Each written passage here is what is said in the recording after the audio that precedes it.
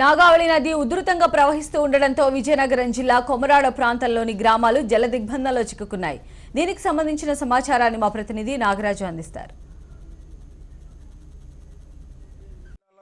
నాగావళి నది వరద ఉధృతికి ఈ పాత కల్లికోట గ్రామం అంతా కూడా జలమయమైంది. మొత్తం ఈ గ్రామంలో ఉన్న ఇళ్ళన్నీ కూడా జలమయమయ్యాయి. వాళ్ళందరినీ కూడా అన్ని కనీసం నిత్యావసర వస్తువులు ఏ వస్తువు లేకుండా మొత్తం అంతా కూడా జలమయమయ్యాయి.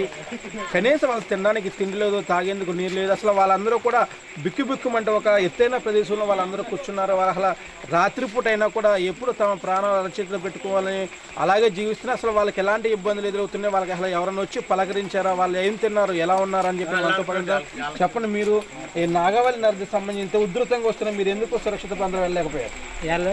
ఎవరు రాలేదు. మా ఆటో ఉంది నాకు, దాని ద్వారానే నేను దిగబెట్టిన ఒక 20-30 ఇల్లు గ్రామ మనుషులు జనాలే. దాని ఇంకా ఈనాటి వరకు కూడా ఎవరు రాలేదు. ఇప్పుడు కూడా దిగబెట్టి మీద నాకు అవకాశం లేదు, ఎక్కువైపోయింది నీరు. దానివల్ల ఒక 30 ఇల్లు 40 ఇల్లు దిగబెట్టినా తక్కిన ఇల్లు ఉండిపోయినా.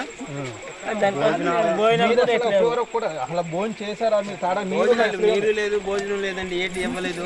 ఇప్పుడు మాకు చాలా ఇబ్బందులు ఉన్నాము. ఈ మధ్యలో అటు వెళ్తామంటే నీరు పీకటనేది ఉంది, మధ్యలోనే ఉండిపోనము. అటు వెళ్తామంటే ఏరు మధ్య ఈరుకులోనే ఉండిపోనము. ఎవరు రాలేదు, సాయం చేయలేదు, ఇబ్బంది పడుతున్నాం మేము. మీరు అసలు భయం అంటే ఆడోళ్ళకే ఉంటుంది భయం అని అంటే, మీరు ఎలా ఉన్నారు, మీకు ఎలా వచ్చింది ఆ ధైర్యం?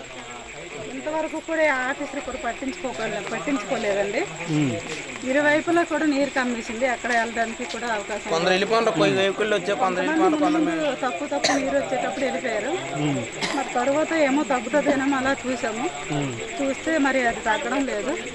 అధికారులు మీకు భోజనాలు పెట్టించారా, ఏమన్నా మంచి ఎలాంటి అవకాశం కూడా కల్పించలేదండి. ఇలాగే చీకట్లో ఇలా ఉన్నారు కానీ ఎవరు పట్టించుకోలేదు. కరెంటులు లేవు, ఉన్నామంటే ఏ విధమైన అవకాశం కూడా లేదండి.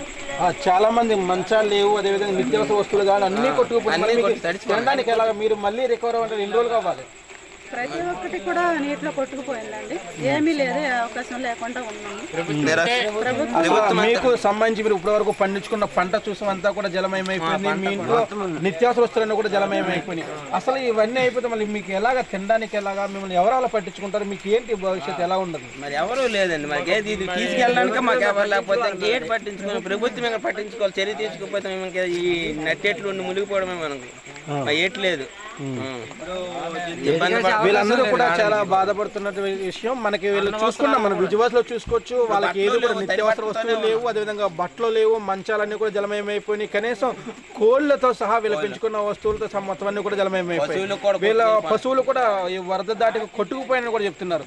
అసలు ఇంకా వీళ్ళందరూ కూడా మీరు చెప్పండి, అలా మీకు ఇలాంటి ఇబ్బంది ఎప్పుడైనా వచ్చిందా? మీకు మాకు ఇలాంటి ఇబ్బంది ఎప్పుడు రాలేదు, ఇంతవరకే ఇలా రాలేదు. వ్యవసాయాలు అంతా మొత్తం కొట్టుకెళ్ళిపోయింది. మరి ఆహారము ఇప్పుడు తినే ఆహారము ఏటి లేదు, మొత్తం ఏట్లో కొట్టుకెళ్ళిపోయింది. ఇదంతా మళ్ళీ ఇబ్బంది పోయి నట్టేట్లో ఉన్నాయి. ఇప్పుడు ఇది వీళ్ళు చెప్తున్నారు. వీళ్ళందరూ కూడా చాలా ఆవేదన వ్యక్తపరుస్తున్నారు. వీళ్ళు ఎవరు కూడా తినడానికి తిండి లేవు, తాగడానికి లేవు. అదేవిధంగా పండించిన పంట కూడా జలమయమైపోయినాయి. కనీసం పెంచుకున్న పాడి పశువులు కూడా వరదలో కొట్టుకుపోయినాయని చెప్తున్నారు. అసలు తమను ప్రభుత్వం ఆదుకోవాలని చెప్పేసి వారందరూ కూడా వేడుకుంటున్నారు. ఇప్పుడు కనీసం వీళ్ళు పండించిన పంట లేదు, ఇంట్లో దాచుకున్న సొమ్ములు లేవు, మొత్తం అన్నీ కూడా గల్లంత అయిపోయినాయి. కనీసం వీళ్ళందరూ కూడా కనీసం 3 పూట్ల అన్నం తినాలంటే మాత్రం ప్రభుత్వమే సాయం చేయాలి, ప్రభుత్వమే వీళ్ళు ఆదుకోవాలి. వీళ్ళందరూ కూడా మంచి రేపటి నుంచి అయినా కనీసం ఈ నైట్ పూట వీళ్ళకి ఏమీ లేక బుక్కిబుక్కుమంటున్నారు. రేపటి నుంచి అయినా సరే ప్రభుత్వం స్పందించి వాళ్ళకి అన్ని సౌకర్యాలు కల్పించాలని మనము కోరుకుందాం. వీడియో జర్నలిస్ట్ ప్రసాద్తో నాగరాజ్, HM TV, పాత కల్లికోట వరద ప్రాంతం నుంచి.